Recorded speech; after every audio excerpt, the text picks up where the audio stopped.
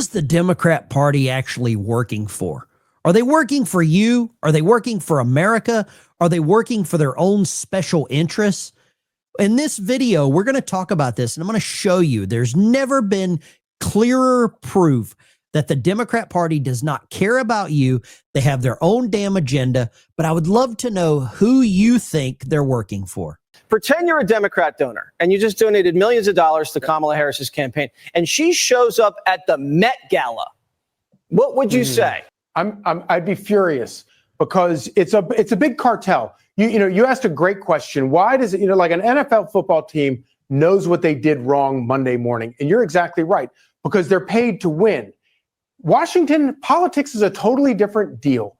Everybody is stealing at the trough. There's too much money at stake here. And Democrats can't say what went wrong, because then they would have to admit everything that they're the problem. And then the only solution is for them to leave. Have any of you ever heard a Democrat admit they were wrong? November the 5th, they were proved wrong. And on a daily basis, the Republican Party, Donald Trump, more importantly, because the Republican Party, we're going to talk about that in a second. The Democrat Party has one campaign promise. We will all hate Trump in unison. We will all sing the same song of "We Hate Trump." Ask any of your Democrat friends if they will still talk to you. What did they do wrong? How did they not win the election? Because Kamala, much like Hillary, was the most qualified candidate in American history.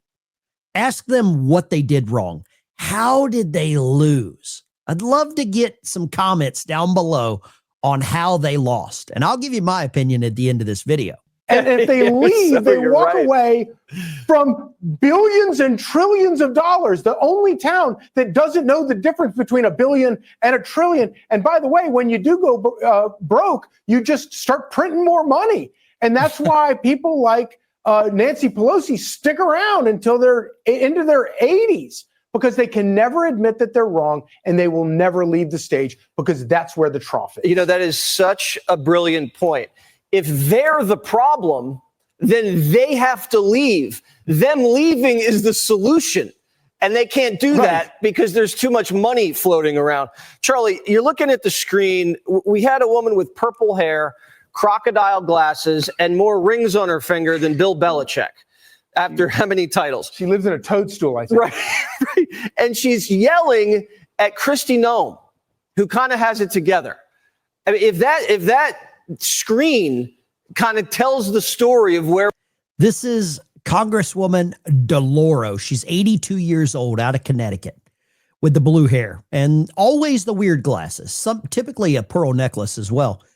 And then you've got Kristi Noem, Department of Homeland Security. And Kristi Noem was asked about ending FEMA. And DeLauro thought she was going to catch her, like, why should we end FEMA?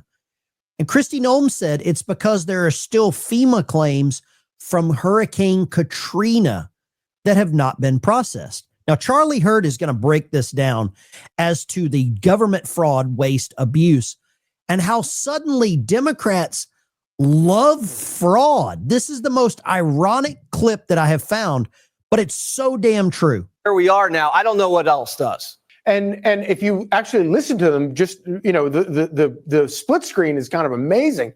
But if you listen to what the two of them are saying, Kristi Noem is talking about a real issue, a real problem about keeping families together. DeLauro is talking about wanting to separate children or something. I don't know what she's talking about. But that was a really bad thing just like 10 minutes ago. But you're talking about very serious people engaging in debate with fundamentally unserious people who are there only for their own benefit and not to solve any problems. And by the way, not only do they never want to leave town, they also never want to solve a problem, because as long as Democrats have problems, then they can raise more money from that poor sucker who gave all that money to Kamala Harris. He brings up a great point.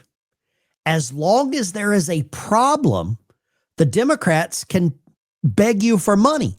As long as there is a problem, there's always a reason for them to ask you for your cash, raise more taxes, control your life, pass more laws. That is the goal right here. create, maintain, groom, grow, and always scare you with a problem. Think about global warming. Think about the sea levels rising. Think about Trump bad. That's the biggest problem, right? That's where they all fundraise on. Trump bad. Give me your money. We'll fix it. Just give us your money. Elon Musk is bad. Give us your money. Anything that you can think of, add the words, give us your money at the end. And that is the campaign promise. That is the platform for the Democrat Party. The VA is broken. Give us more money. Health and Human Services. The border is broken. We need more money. Think about it. Tell me one thing that the Democrats can't fix with the promise of more cash. Our economy's sucking. Give us more cash. National debt's out of control. Give us more cash. Let us borrow more cash. Charlie Hurt breaks this down. I love this guy. His days have to be numbered on Fox News. There's no way they keep him around. No way they keep him around. Who has to now watch Kamala Harris go to the Met Gala. They don't ever solve problems because the problems are the golden geese. They keep laying the golden eggs. They keep them in power and allow them to raise all this money. And so they're not interested in solving any problems. And so when somebody like Donald Trump comes along and just says, no, actually, you know what? I want to make these things work. I want to solve these problems. It's like it's a breath of fresh air. We can't even believe it that it's going on in Washington. And he has created this unbelievable movement that is not only going on right now, but I think going forward into the future, he's created an army of Trump agenda supporters that I think are going to be a durable power in Washington for probably for many, many years. You're on fire. The thing that Trump did is he came in and both parties had agreed not to solve the border, the debt, entitlements, pretty much everything. And so he came in and starts fixing things, and it's screwing Washington. It is screwing Washington. And that's why they all hate him, because he's doing the things they campaign on and raise money on, and he's making it look easy. Republicans and Democrats hate Donald Trump because he's cutting off the cash train, cutting off the cash flow. If you fix the problem, then there's no more money to go to that problem. Look at the Department of Education. Education sucks. Kids can't read. Well, let's get more cash. So what does Trump say? Let's get rid of the Department of Education. Let's send it back to the states.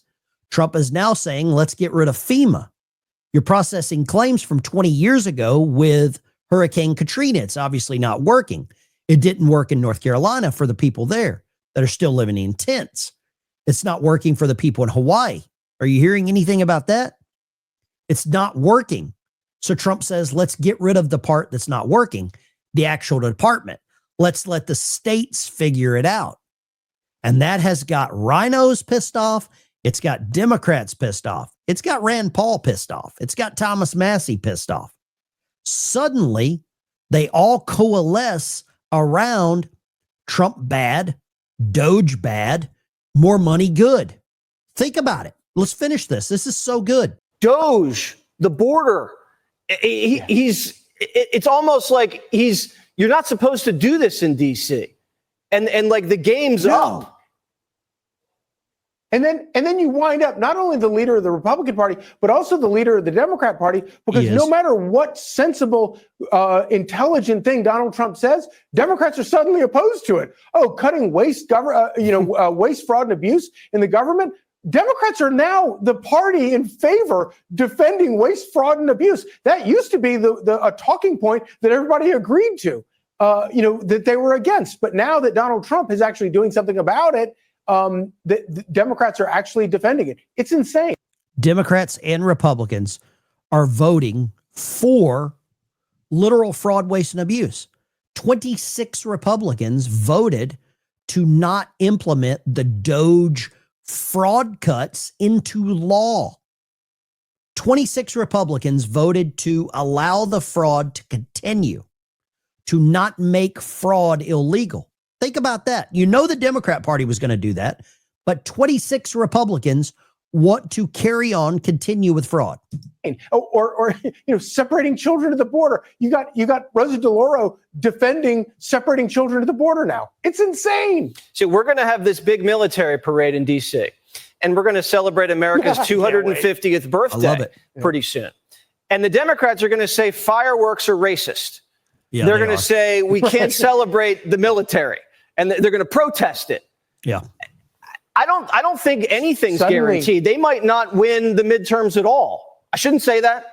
I don't want a red wave, but the way they're going.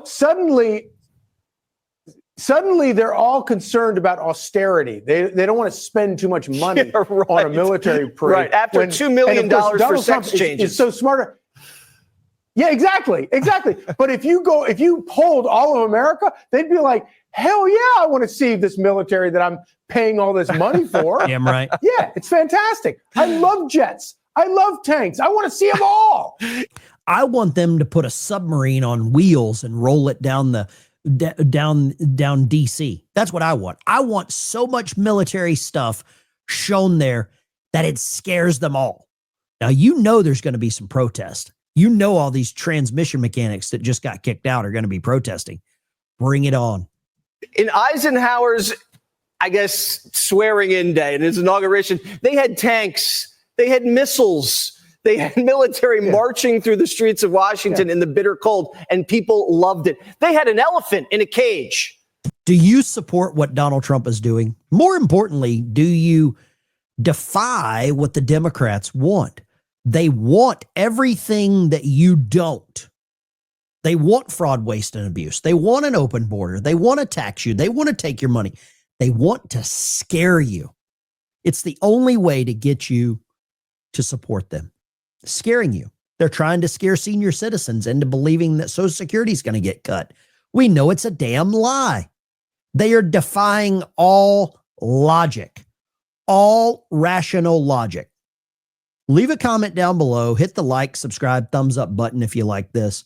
If you want to go check out a video I did right up here, it's with Stephen Miller, and he's suing Justice Roberts for defying the president, for defying Article 2. Justice Roberts, Supreme Court Justice, is openly defying the presidential proclamations to support and defend the Constitution, secure our border, and keep all of us safe. Go check that video out. I urge you to. The chainsaw, Stephen Miller, in action. I'll see you on the next one.